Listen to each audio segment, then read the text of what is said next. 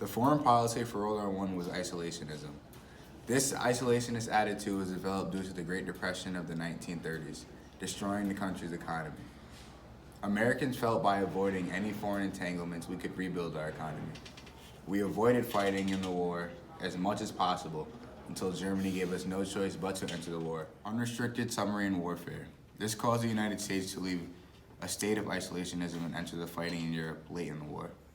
Enemy countries thought we waited until every country was at their. And here's a cartoon that represents the government's policy of isolationism.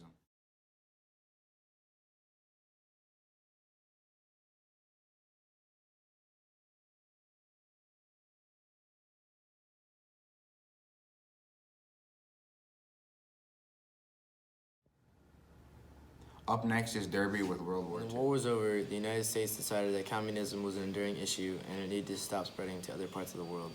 The United States decided that we would be the ones to stop communism from spreading and protect smaller, weaker nations from being forced to adopt this form of government. This is when we switched our policy to containment. The reason that we switched the policy after World War II was because we were now a part of the League of Nations, and because we thought with this policy we could stop wars before they started. We wanted to make sure communism wouldn't spread to other nations, and we could end future conflicts swiftly.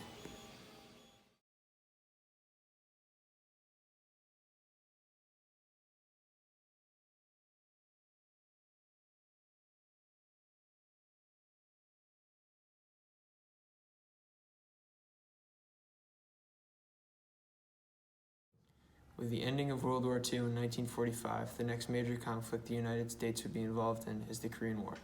Coming out of the war, the United States would tend to have issues with the Soviet Union. They were attempting to spread communism across Europe and Asia. This would start many conflicts. With the geography of Korea being a major factor in the war, the North was attempting to spread communism to the South, which started a civil war. The north part of the country was aided by Communist China and the Soviet Union, which caused the League of Nations to form, Great Britain and the United States to assist the South. The foreign policy of containment was used during these Cold War conflicts to attempt to not let communism spread as much. Containment was successful in some ways because the whole country of Korea and Vietnam are not communist. A piece of political propaganda produced by the United States can be seen here.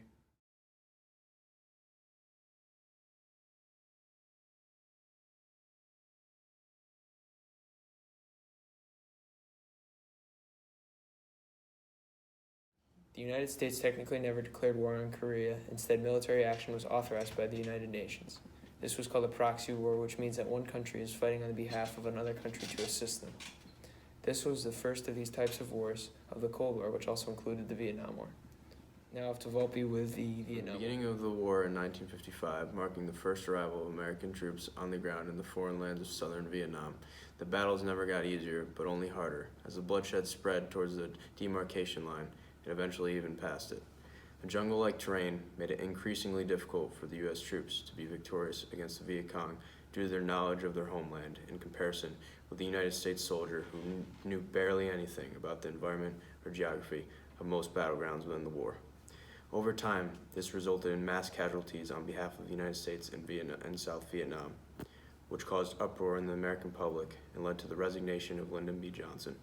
In the years following, Richard Nixon took office and, approaching the 1970s, began to withdraw large amounts of U.S. troops from Vietnam, but intensified U.S. air raids as our country began the largest bombing campaign in its history.